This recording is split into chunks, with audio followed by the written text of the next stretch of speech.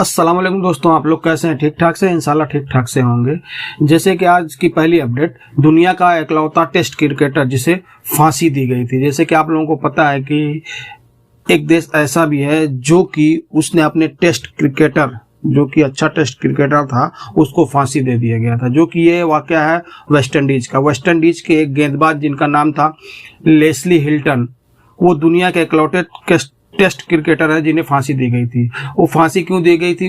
उन्होंने अपनी बीवी को गोली मार कर हत्या कर दिया गया था। जब वो पकड़े गए तो कोर्ट में उन्होंने बताया कि वो गोली मैं अपने आप को मारना चाहता था, लेकिन गलती से मेरी बीवी को लग गया।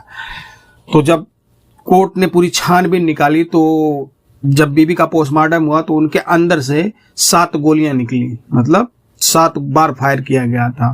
तो इस पे कोर्ट ने उन्हें फांसी की सजा दे दी गई, क्योंकि गलती से अगर हो गया तो 1 गोली लगेगा, लेकिन 7 फायर नहीं होगा। तो ये दुनिया के इतिहास में, मतलब क्रिकेटर के इतिहास में ये पहला शख्स है जो कि मतलब इसको फांसी की सजा हुई थी। इसके पहले और ना अब तक किसी को भी फांसी की सजा नहीं हुई है। जो कि बताया जा रहा है कि जिस दिन उसको फांसी दी गई थी उस दिन इंग्लैंड में वेस्ट इंडीज का और इंग्लैंड का मैच चालू था उस दिन ही, जो कि ये 17 मई 1955 को फांसी दी गई थी। लेस्ली हिल्टन 1935 से लेकर 1939 तक वेस्ट इंडीज के टेस्ट क्रिकेट में वो खेलते थे, जो कि उन्होंने 6 मैच खेले हुए थे। तो लेकिन अब वो गलती तो कर चुके थे, अपनी बीवी की हत्या कर दिए थे, वो भी 7 फायर करके। तो इसलिए वहां की हुकूमत ने, वेस्ट इंडीज की हुकूमत ने उनको फांसी की सजा सुना दी थी और फांसी भी दे दी गई थी, जो कि 17 मई 1955 को दी गई थी। तो आप लोगों का क्या कहना है भाई? ऐसे लोगों का क्या होना चाहिए? मतलब सही किया था वहां की हुकूमत ने कि गलत किया था? आप लोग कमेंट में जरूर बताना मुझे। अगली अपडेट भाई, कल एक अपडेट ऐसी आई है जो कि शर्मनाक है। दिल्ली के इंदिरा गांधी एयरपोर्ट पर एक लड़का पेशाब करते हुए पकड़ा गया। जब वो सऊदी अरब के शहर दम्माम की फ्लाइट पकड़ने वाला था तो वो टर्मिनल नंबर 3 पे पहुंचा और टर्मिनल नंबर 3 के पास 6 नंबर गेट पे वो खड़े होकर पेशाब करने लगा। तो जब वहां की पब्लिक उसको बोलने लगी तो उसको, वो शर्मिंदा होने के बजाय उनसे गाली गलौज करने लगा, उन पब्लिकों को गाली देने लगा। तो इस दौरान जितने भी वहां पब्लिक थे वो बहुत ज्यादा हंगामा करने लगे। तो वहां की सीआईएसएफ आके उस लड़के को पकड़ ली। तो उसका जब मेडिकल जांच हुआ तो उसमें पता चला कि इसने हद से ज्यादा शराब पिया हुआ था। जो कि ये लड़का सिवान का रहने वाला था, यानी बिहार में सिवान का रहने वाला था, जिसका नाम जौहर अली था। जौहर अली को दिल्ली के इंदिरा गांधी एयरपोर्ट से सऊदी जाना था। लगभग रात 9 बजे की उड़ान, मतलब वो सऊदी आने वाला था, जो कि शहर दम्माम के पे आने वाला था। लेकिन उसने उससे पहले अपने कुछ दोस्तों के साथ शराब पिए और उसके बाद एयरपोर्ट में वो आया, जो कि टर्मिनल नंबर 3 पे 6 नंबर गेट पर उसने पेशाब कर लिया। अभी बहरहाल वो सऊदी भी नहीं आ पाया। अभी वहां की सियासत पकड़ के उसको जेल कर दी है। अभी बहरहाल वो छूटा कि नहीं वो ये न्यूज में नहीं है,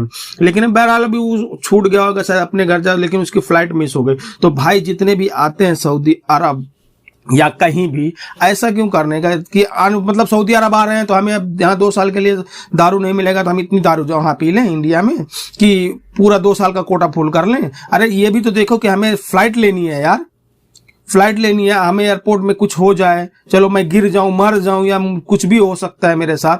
तो आप लोगों का क्या कहना है भाई? जरूर कमेंट में जरूर मुझे बताना कि ये लड़का सही है गलत है। मेरे हिसाब से तो एकदम टोटली गलत है, क्योंकि सऊदी अरब आना है तो आराम से अपने घर पे यार, कम से कम ये तो सोचो कि मैं सऊदी कमाने जा रहा हूं, मेरे पीछे कितने लोग खाने वाले हैं। कम से कम हमारे घर वाले तो आराम से रहते हैं, हम सऊदी में रहते हैं तो कमा के भेजते तो हमारे घर वाले तो आराम से रहते हैं। इतना तो मतलब सोचना चाहिए। लोग इतना भी नहीं सोच सकते हैं कि दोस्तों के चक्कर में इतनी दारू पी लें कि कोई टेंशन ही नहीं है, इतना ज्यादा पी लें कि कहीं भी पेशाब कर दें। अच्छा हुआ कि मतलब वो उसको फ्लाइट में नहीं लिया गया था, कहीं फ्लाइट में ही पेशाब कर दिया तो फ्लाइट वाले ही फेंक देते नीचे, तो क्या करता कोई, मतलब। तो आप लोगों को जरूर कमेंट में बताना मुझे आप लोग कि एक लड़का सही किया है या गलत किया। अगली अपडेट, सऊदी अरब में अब गैर मुल्कियों के लिए बुरी खबर है। जैसे कि अभी गैर मुल्कियों को कुछ कामों से और निकाला जाएगा। जैसे कि वजारत ह्यूमन रिसोर्स ने मदीना में कुछ कामों में अभी बताया है कि ये उसमें सऊदीजेशन शुरू होगा। जैसे कि वहां के जो भी रेस्टोरेंट हैं, चाहे जिस जगह वो रेस्टोरेंट हो, चाहे मतलब अलग अलग रेस्टोरेंट हो या शॉपिंग मॉल में या कहीं भी, उसमें 40% सऊदी नागरिक काम करेंगे।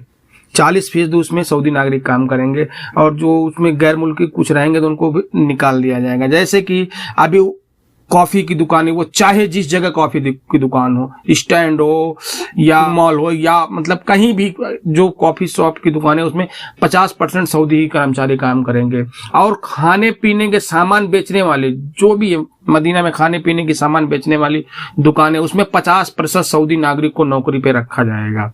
ये फैसला किया गया है।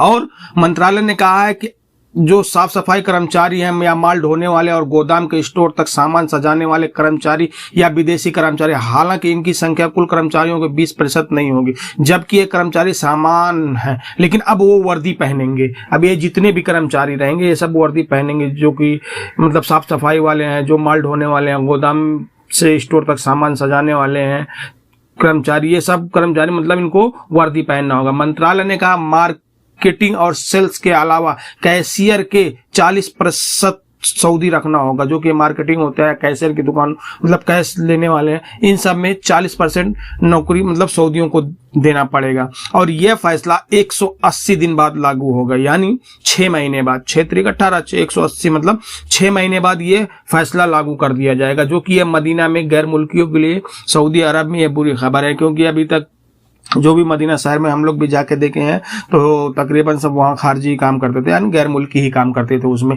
ये सब जो होटल हैं या कॉफ़ी की दुकानें हैं, ये सब जगह में खाने पीने वाली सामान जो बेचते थे, उसमें ज़्यादातर मतलब ये गैर मुल्की रहते थे। लेकिन अब इसमें सऊदियों को देना पड़ेगा, किसी में 40%, किसी में 50%। तो जितने भी भाई अभी सऊदी अरब में वहाँ मदीने में रहते हैं, अभी उन लोगों के लिए जो गैर मुल्की है उनके लिए बुरी अपडेट्स है। तो आप लोगों को वीडियो कैसी लगी? अगर वीडियो अच्छी लगी तो प्लीज़ यार मेरे चैनल को सब्सक्राइब करो, लाइक करो, कमेंट करो, अपने दोस्तों को शेयर भी करो। फिर मिलते हैं इंशाल्लाह किसी नेक्स्ट वीडियो में, तब तक के लिए अल्लाह हाफिज़।